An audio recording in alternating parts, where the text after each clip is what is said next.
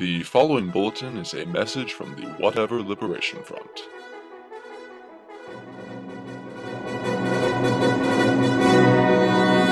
Freddy Valkyrie here with the Whatever Liberation Front, formerly the Black Elbow of Inconvenience, previously known as Al Kebab, previously referred to as the Tamil Puppy Dogs.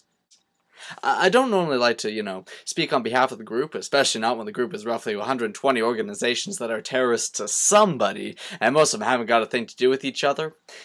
But something has got to be said on behalf of all of us terrorists out there. And I know you, the YouTube viewing Anglosphere, and your decadent, zionist, imperialist, New World Order paymaster overlords don't think much of us and our nihilistic, islamo-fascist, global jihad fanaticist overlords, but today, it is time to bridge the chasm of misunderstanding that has opened between the opulent infidel West and the axis of evil. I think it's time we recognize all the great things we have done for each other.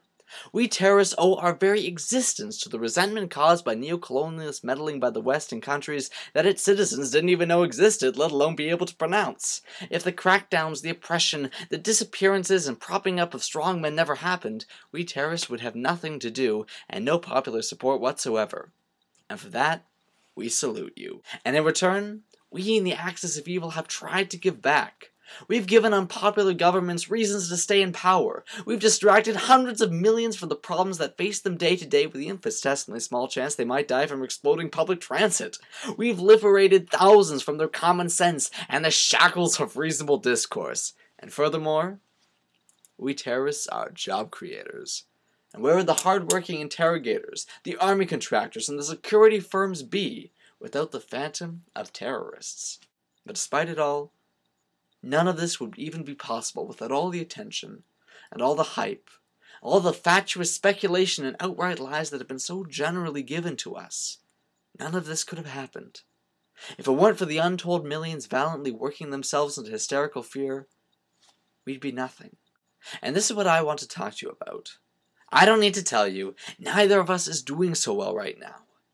People from Tunisia to Syria, Tibet to Burma, from Greece to Bolivia, people don't want to blow themselves to cinders to make a point about something. They just want to come together as a community and protest injustices. Sometimes even peacefully. And I know even you guys, where you are, I mean, people don't care about just maybe they'll get caught in an act of terror.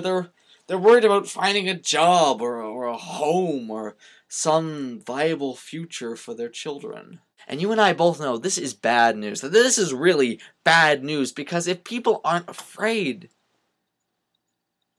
we're nothing. So I'm asking you to do the right thing. Urge your local representative to engage in vapid bigotry and warmongering. Invade somewhere you've never heard of on flimsy pretexts. And don't stop talking about it until your mouth is foaming and you want to spout patriotic vitriol. And for all of you at home, just remember, be afraid. Be irrationally afraid.